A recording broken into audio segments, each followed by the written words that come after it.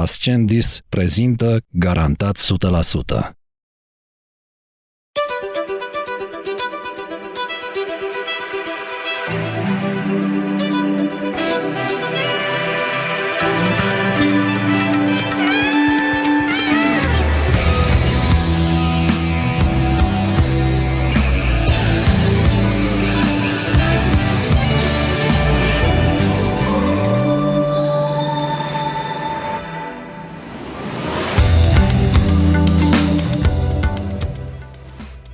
Salutare! Bine v-am regăsit la Garantat 100%. Azi e o zi specială, avem niște invitați speciali. Invitata noastră este curatoare, autoare, regizoare de origine română, s-a născut la New York.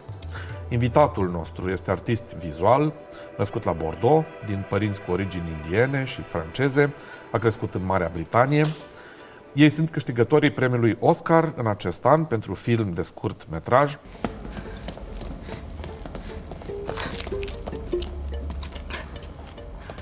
Elle s'appelait Malaise. Elle avait 24 ans. Dans 9 jours, elle en aura 25.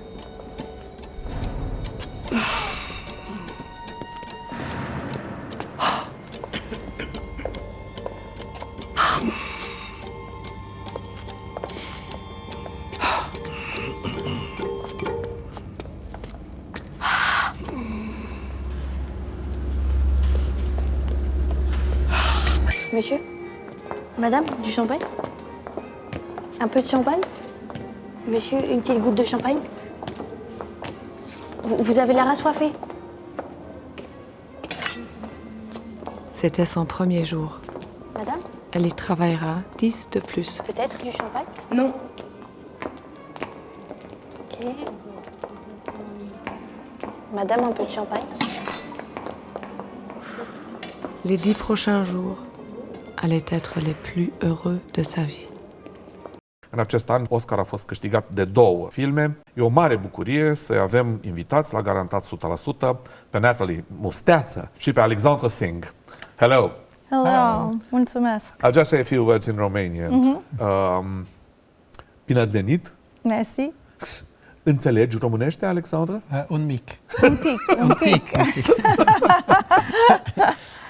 Mulțumesc frumos că ați venit la noi. Trebuie să le spunem celor care ne urmăresc că fiica voastră, Sofia, e undeva în culise. Da.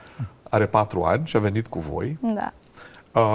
And we do have to thank Tudor Cucu, a photographer from New York, because he made this connection possible.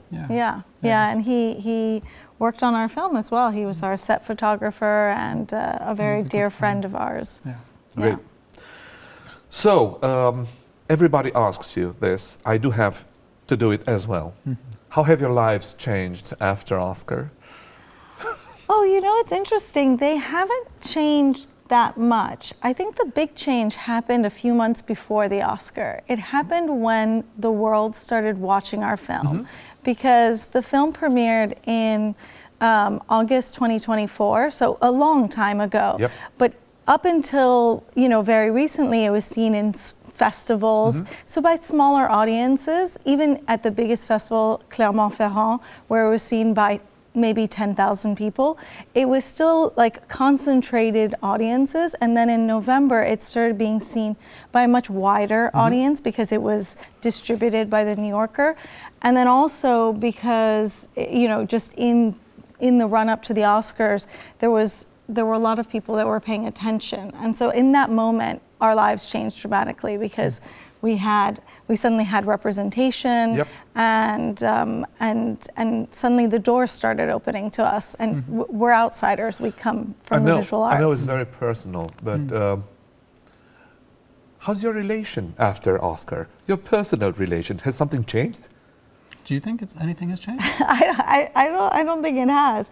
There was a moment that was really beautiful when we came back to New York from LA, where because we won, there was this great celebration, then we did press the next day, and then 24 hours later, we were on a plane back to New York to our child.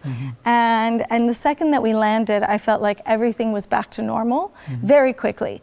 But the difference was that we each had an Oscar in our bags. and it was such an astounding thing to realize and to be sharing it together. Yes. That there was a profound sense of, love and gratitude in that moment. And, I think there are always these moments that it doesn't just come from the success, but rather from the creative collaboration where we'll have an idea and it's someone else's idea, but it almost feels like our own because it's almost like our brains are in tune with one another. And so that's the most valuable thing about collaboration. Did you know that you were going to be awarded with the Oscar? Oh, no. Really, honestly? No, it's a huge secret. Nobody at the Academy knows. No rumors, no... No, nobody in the entire organisation. They're very strict about this. If they knew what was going to happen, you wouldn't have had the debacle of La La Land and Moonlight, which shows that nobody there knows, apart from the accountants, PricewaterhouseCoopers.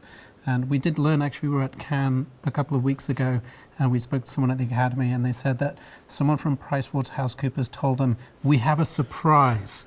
But they didn't say what it was. And the Academy said, we don't like surprises. And they were very excited. The people who did the count, there's only like 3 of them. And they found us after, there's a governor's ball after the Oscars where all of the winners have their statues engraved. And they found us. They were so excited to find us and give us the envelope that said that we had won. And they were like, they had recounted 17 times. Because they, that's how sure they needed to be, and that every time it was an exact tie, and that they had this secret for a whole week, and they couldn't wait to share it with the world. And the person doing the announcement only found out 10 minutes before he went on stage. So he was prepared to say that it was a tie, but only right before. So it really, they do keep it locked up until the last moment. And we really didn't think that we were going to win, so much so that we didn't prepare a speech. We talked generally what we might say, but we did not like, actually practice saying it out loud.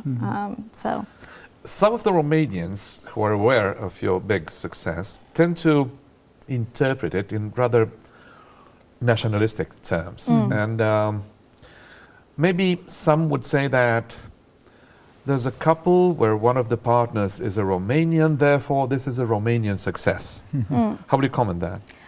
I think it's a success first. I mean, one of the beauties of Alex and I and our entire team is that we come from so many different places. So, Alex, as you were saying before, is half Indian, half French, but grew up in the UK. My family comes entirely from Romania, but I grew up in the US. Our producers live in Paris, but they're from Argentina and Italy.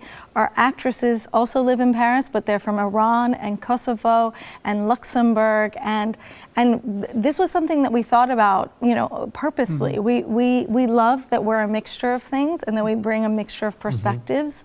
It's something we're very proud of. And I think forms part of the kind of work that we make. And we're very proud to be a partly Romanian film. And so we celebrate that each nation, after we won the Oscars, Vicky Krieps does our narration, and in all the Luxembourg newspapers, it was a Luxembourg film. It was a Luxembourg film, and I mean, obviously, like the fact that my whole family comes from Romania, and that one of the cinemas that we are inspired by is the Romanian New Wave, does make it feel like it's maybe a little bit more valid as a Romanian film, but we celebrate the international aspect of the film as well. It's also something that's part of the inspirations of the story. The story is talking about a authoritarian society with social conformity, in which people inform on one another, and whilst it's certainly influenced by, as we've talked about, events in Iran over the last decade and what was happening in the United States, especially with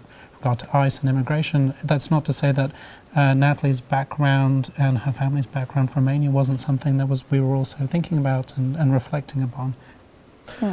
Your film is a strong feminist declaration. And Romania is not the only place where feminism, like any other contemporary emancipation movement, is seen with a sort of reluctancy outside the festival dedicated spaces. What would you say to a skeptical, reluctant, but possible viewer of your film? I mean, for me, feminism means that we believe that women are equal to men and that women are, should have the same rights. So for me, it's never seemed like a very complicated statement. I think that we're in a very dangerous moment when a lot of places where that would have been like the idea of feminism is a given. Even in those places, a lot of women's rights are being taken away, including in the United States. And so, I mean, I'm really happy that the film is a film that has a strong female perspective with three female characters, where even the antagonist is a woman. I mean, it's not a film that paints women as just the heroines. They're also the villains sometimes. And cinema is a way to offer perspective into other people's lives. And if 50% of the planet are women, I think it's important that we tell their stories. I don't think that's necessarily even feminist, it just makes sense.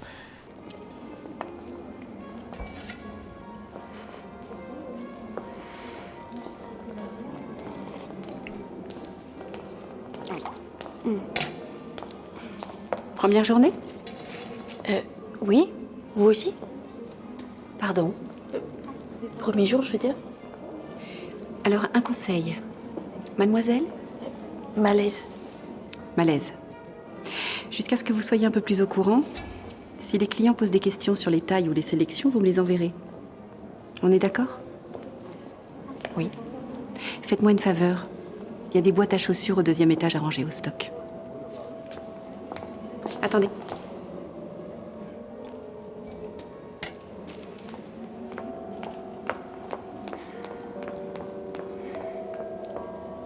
Bonjour. Elle s'appelait Pétulante.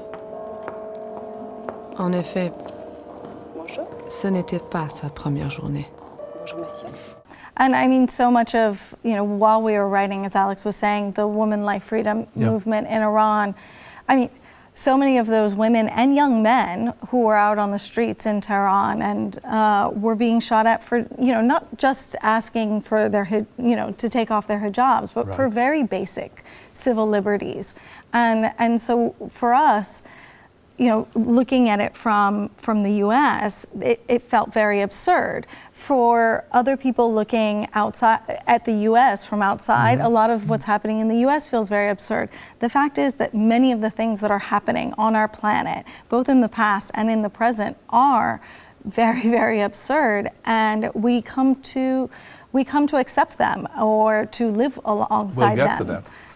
We'll get to that. And so that's what our film was touching upon, and I think it's really important that we have more female voices and for all of these things to be normalized, where a film that has 3 female protagonists is not painted as a feminist film, but rather is just a film. Natalie, Alex, pure emotional attachment, love, tenderness, become somehow dangerous in an abusive system. Why do you think that love can be so dangerous for authoritarian regimes and for dictatorships? I think it's because love unites us, and so much of dictatorships are built on fear and on dividing us.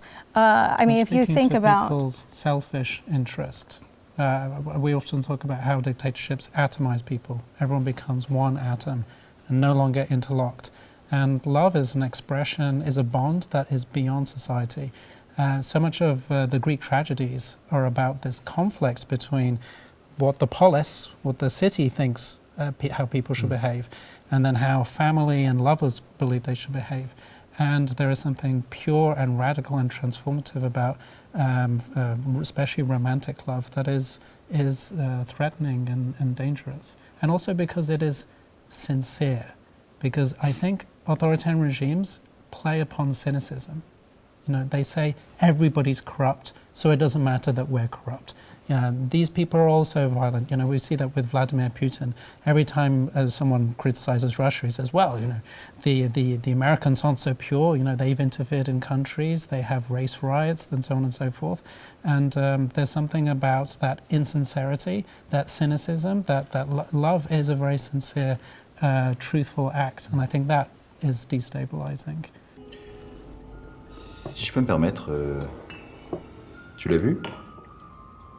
Enfin, tu sais, ça? Quoi? Et si nous changions de sujet? Oui. Oui. Non. Pourquoi ne pas aller de l'avant et le dire? Ça se passe de plus en plus. Arnaque, je vous préviens. Si jamais vous osez verbaliser ce... Verbaliser quoi? Une évidence? Regardez-nous. Nous parlons autour d'un simple mot. 3 syllabes. Embrasse.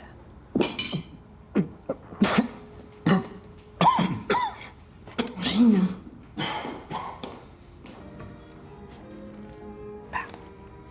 Let's stay a little bit more into this. The story of your film is placed in a world where people obey incredibly abusive rules. To have a breath smell as bad as possible, to be slapped when they buy things, to be absolutely forbidden to embrace other human beings. Why do you think that people are sometimes so baffling submissive to power? I think it's a mode of survival. I think that we become inured and used to very strange things very quickly as a mode of survival. Our costume designer went back to Iran to visit her family for the first time in many, many years, almost a decade. And while she was there, the protests broke out just this past January. And every night she fell asleep to gunshot fire, like machine gunshot fire. But the body needs to sleep. So she became accustomed to falling asleep to the sound of people being shot at, which is such a horrific thing. But I really do think that, you know, in order to survive, we can become used to almost anything. You know, and so, I mean, our film, as you were stating, some of the norms of the society that we've built are very ridiculous, because I think that there's a correlation between the ridiculous and the horrific, and especially today in today's times, when, you know, the U.S. wants to invade Greenland, or you know, just everything that's happening, really, and so, but it's always gone hand in hand with abuse of power. Angine acheta une multitude de produits de première nécessité. 55. Un sac géométrique très tendance. 39. 3 paires de bas de soie et une montre en or. 53. Une paire de flâneurs. 47. 2 jolies robes 36. et un vase pas si génial que ça. 31. 28. 17. 5. 1.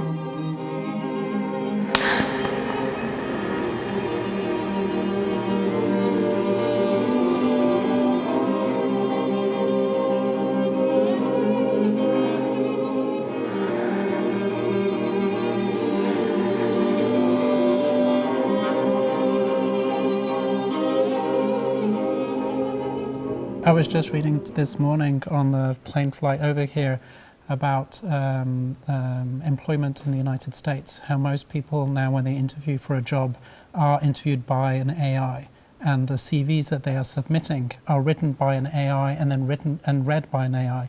This 3 years ago would have seemed like science fiction, like Blade Runner. But we've accepted it very quickly as being quite normal, and we're all just trying to get our little advantage over one another, which I think is just one example of so many how insidious, especially capitalistic things can intervene into our societies very, very quickly, and we get used to them because we have to survive. Human beings always want to be comfortable. We were talking at the beginning of our meeting about the international theme of your film. I'm not asking you to make any, how shall I call it, camouflaged political statements. But now America is not anymore, in official terms, a dreamland for newcomers. What do you think about that? I mean, we think it's really, really devastating. Everything, my entire existence is based on the idea that America is a land that welcomes the exiled, and it's a country that's built on immigrants. So it seems completely absurd and a betrayal of what the country stands for. So there's always been political movements in the United States that have been anti-immigrant. There was the Know Nothing Party in the 19th century. There's been, sort of pogroms against the Japanese with their internment in the Second World War. I think what's changed is that the very fabric of democracy is starting to become threadbare. The Supreme Court has become politicized. Whenever we hear statements from any of the government departments like the Pentagon or from the White House, it sounds like Saddam Hussein's PR guy. Do you remember him? Everything is fine. There's almost this Orwellian kind of doublespeak going on. I mean, just on the way here, we were talking about the fact that the anchor of 60 Minutes has been fired. Yes. And so there is a sort of dismantling also of the free press. Devastation of local newspapers and of major ones as well. Yes. So it's definitely a very troubling time. I do hope that that we are at the bottom of a wave or at the top of a wave, and that things will shift again, as they always have throughout history. I think that I used to think of history as being more progressive in the sense that we were moving in sort of a straight line, moving up. And what's become evident to me, both through studying history, but also just through recent events, is that I think that we're history is more like waves, and then unfortunately we're at the bottom of a wave right now. There's certainly a cynicism and mistrust of, let's say, the liberal democratic project, and which is very unfortunate. Francis Fukuyama, in his essay on the end of history, said that without these exterior antagonists, there's a risk that we will turn on ourselves, and liberal democracy will become the antagonist. And I think he was right about that. On the other hand, you have a new mayor in New York. How's he doing? Yeah, I think he's doing really well so far. I mean, it's early days, but we're really excited to have. It was definitely a moment of hope, he's a beacon of light for the moment. He cares about the common man. He's cares about children's education and mayors are really important. One of his big projects is making the buses run faster. That sounds very banal. We just talked about liberal democracy and the globe, but actually I think that's what really speaks to people. Do their buses run better? Do people care about the very fabric of social life? And I think that's really important. Cinema in some ways is about that thing, about helping the social glue between people on a macro level, but also on a micro level, and as are making the buses run faster. Quite a few years ago, here in this very studio, the composer Philip Glass was talking about his life and about his beginning as an artist in New York. And he said it was the paradise at that moment. You could afford to be an artist. This is not possible anymore. Is he right? Yes. Yes. Yes. Yes, I do think that there are many New Yorks. And I mean, New York after the pandemic is more expensive than ever. But there are still young people coming in, sharing an apartment in Bushwick amongst 14 people, and they're still dreamers that, and people find ways of living there. I think that what's unfortunate is that I think that there are very young people and then there are wealthy older people, and I think that what's probably being erased is the middle ground. Yeah, it's definitely becoming a city that's very expensive. But it's also always been expensive. I think that what's happening is that, like all gentrification, it's pushing everything further and further out. But yeah, I mean, I don't know. I think that people still find a way.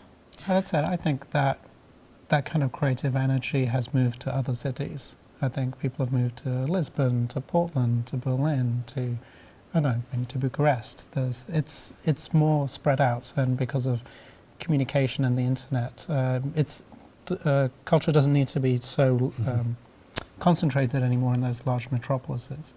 Yeah. How do you see, as artists and as people who are very interested in what happens around you, how do you see what happens in the world today?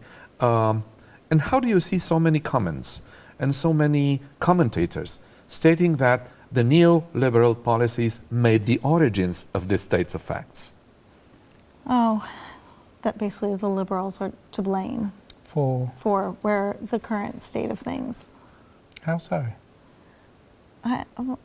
I've definitely heard people say things like that, but I'm not quite sure. I mean, I feel like is this a criticism coming from the populist left and the populist right? Exactly, and both sides. It comes from an extreme that says that if you want tolerance and understanding, you will have what you have today. Right. That's what you have when you are tolerant. Right. What's your answer for that? I don't know. It's hard to say, because is the populist left and the populist right tolerant? Because I feel like they have an idea of society that is just their idea of society, that I don't think is very inclusive. One of the things that's so sad about liberal democracies is that liberal democracies will allow any political movement to exist, apart from in Germany. Germany has certain rules, but including movements that, if they come to power, will destroy liberal democracy. Whereas, in an authoritarian populist left or right system, they would not allow a centrist party to exist and would not allow it to come to power. There is certainly an argument that liberal democracy has not been, as you say in French, bienveillant in terms of the evolution of capitalism. We've allowed power to be concentrated into very large corporations, individuals and billionaires, and these people have distorted the levers of society. There are certainly there's less communal social fabric in terms of trade unions, religion, sports, whatever it is that binds cities together. In some ways we have become more individual, sort of the paradox between these societies that gives individuals human rights also gives individuals the rights not to know their neighbours and not to talk to their neighbours. And when that happens, society becomes more fragile and we become more selfish, as it were. That said, I mean, many people say this, but I do feel that Winston Churchill's adage that democracy is the worst form of government except all of the rest that have been tried is very true. And if anything, we really need art and culture to once again eulogize what is beautiful about being in a space where you can criticize the government, that the liberal democratic, pluralistic Enlightenment project, for all its faults, at least allows us to talk about its faults, whereas other systems would not, and that we need to find a way to celebrate it once more. Yes. You're both very fond of film, and you're both very aware of the fact that lots of people will talk today about psychology, ideology, any type of theoretical dimension, interpretation, and so on. But there's a huge box of ideology that envelops everything. Do you talk about that? Do you debate about that among yourselves? I mean, do you talk about the fact that sometimes films are pieces of ideology and less people will talk about the film dimension of cinematography? It's interesting. One of the reasons that, so Alex and I both come from the visual arts, And one of the reasons that we moved into film was because we feel like film, of all the artistic mediums, but maybe not of all of them, but certainly in comparison to the visual arts, is less ideological. I mean, obviously, ideology is in everything, but film is a medium that everyone is versed in, that everyone learns from a very, very young age. And it's a very emotional medium. The only other mediums that are emotional are literature and perhaps music. Because and cooking. Cooking? And theater as well. Yes, and theater, yes, absolutely. But so what we appreciate about film and what we love about film is that it is a medium that promotes empathy. And that it's not really about ideology, but rather about perspectives. And it's very hard to be purely ideological because any dramatist has to write their protagonist, their everyman who is struggling against their antagonist. Let's say in this story it's a billionaire who creates AI companies that interview people via AI. To write that well, you have to sympathize with the billionaire. You have to be able to write things from his perspective. You have to really be able to write a scene believing that he's right. And to do that requires an act of, as Natalie says, of empathy, but it forces, you cannot be ideological to truly empathize with these people. Especially to make great art. Yeah. I mean, any medium can be used as a form of propaganda, but there's a distinction between something that is purely ideological and is meant to, just instill a certain idea amongst a group of people, and something that, the whole, for me, the great works of film and literature, are make us question our own beliefs. Yes. and our perspectives and make us empathize with anyone, people that we have never met and will never meet. And for me that's one of the great beauties of cinema. So I certainly think that it can be used ideologically. I just don't think that its main purpose. And it's certainly not something that we think about when we're writing, because I think we're always writing about the human experience as it's lived, those truthful aspects of the human experience. That's what we find. Even though every premise, I mean, the world has only seen a couple of our short films, but we're in the midst of writing many features, and they're all very similarly absurdist and feel almost, divorced from our reality, but really they're reflections back on our own world. And the human experience.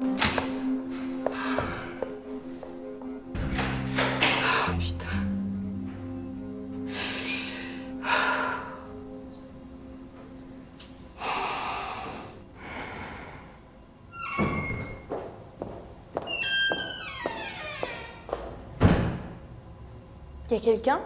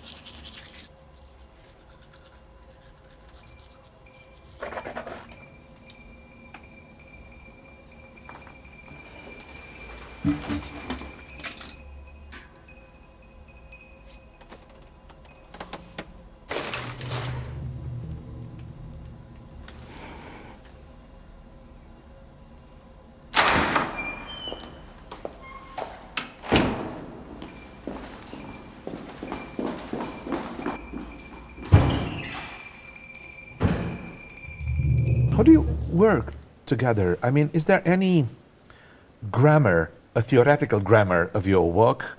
You treat ideas or principles? Do you follow recipes? Do you follow your instinct? What do you do? Is it any theory inside, or is it just telling stories? I definitely think story and character come first. I mean, we're definitely not setting out to make films in order to make a point, if that's what you mean. Yes. Like, it's not the film doesn't begin with us saying, okay, we want to make a film that critiques capitalism or that critiques government control. Like, that's not how a good idea forms. But on the other hand, we'll say our contemporary society is completely distorted in terms of wealth and power, and we can imagine societies with very absurd rules that would seem strange and just as distorted. And in our society and in this fictive society, people still try and find meaning in their lives. Everybody's always looking for meaning in their life. And often in drama, the characters will begin by ascribing meaning to perhaps the wrong idea, and then maybe they'll change their mind a little bit about it. And that's, I think, our starting point is about the universality of the human condition, which is to always try to find meaning and to, in that search for meaning, sometimes make mistakes and to hurt people and to hurt one another. And that's where we find beauty and interest. And as a byproduct, you will end up commenting a little bit about the situation in which they find themselves.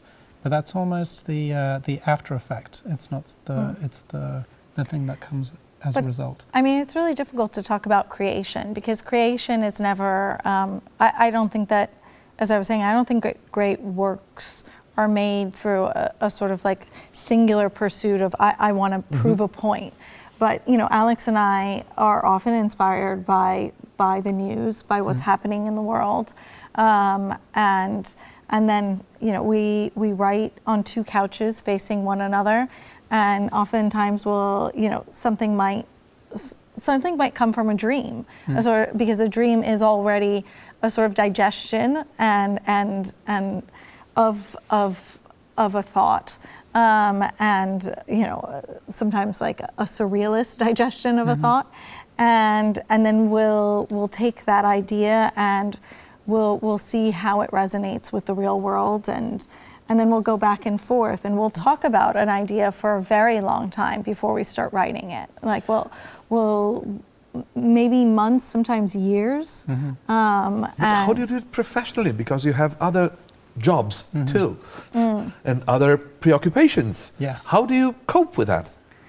Well, we also have a child. I would say being a parent is the hardest part. Yes. All of the work is pleasurable and easy in comparison. Yes. But I think it's such a privilege to work in the arts, and every day I'm so thankful that we get to make art and to make films, and that we get to work with one another, and that we haven't killed each other yet. And I think it's really such a joy. And there are, you know, because there's two of us and we have to be in agreement, it only works because we are in agreement the majority of the time. When we're not in agreement, it's really tough. But it's oddly always about the minutia and never about the big picture. Because I think that we value art. We have the same values in art in the same way that we have the same values in the world. Is there a strategy to cope with the tensed moments? Oh, there should be. I think we just hash it out. Yeah, I've often wondered if there are a lot of example of duos in film, but they tend to be brothers or sisters or married couples, and I wonder if that's because they're able just to be so brutal and so honest and to upset the other person, knowing that they'll always be there for them. Whereas if they're just friends, they'll stop being friends. But also because I think that when you've like whether you were born with that person or you've chosen that person, there's a very deep connection there that allows you. I mean, Alex and I fell in love talking about film, so it's only natural for us to make films together. And it was something that we arrived at very slowly. I mean, we were together many years before we started making films together, and it sort of seemed obvious once we did start, you know, working together. And yeah, I find that part easy. I find parenting the hard part. Yeah. Do you ever think of any type of responsibility? Do you talk about that? Do you feel that there's a connection in between the idea of a contemporary artist and any type of responsibility? It's interesting. Because I know what you mean by responsibility, but when I think of responsibility, I think of something else. And I think of, I do think that artists have a responsibility to the audience, but the responsibility that I'm thinking of is different, which is that I think that most contemporary artists do not think of their audience. They make work that it's almost like a little solipsistic. Like they make work for themselves and in relation to what has come before, and whether an audience likes it or not is sort of an afterthought. Whereas I think that filmmakers, anyone that's making art for a larger public, does have a responsibility to the audience. But I don't think of that responsibility as political. I think of it as I think of filmmakers as needing to be generous to an audience, because you are asking someone to spend a certain amount of time with you, and that over those 2 hours, you will be taking them on a journey that is worthwhile. And I don't mean entertaining necessarily, but I do mean like that you are not wasting their time, because it's a sort of contract that you enter. You say that over the next however many minutes, you will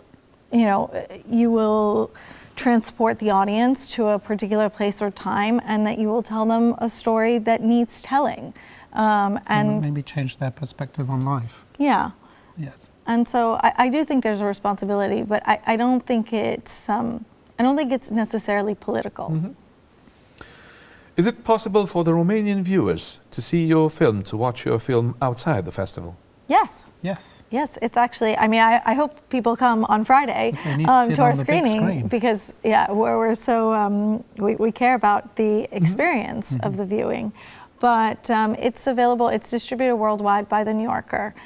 So it is on their website and also on YouTube and a million other sites, really. That's the easiest place. But that's the easiest place. And then in France, it's on Canal+.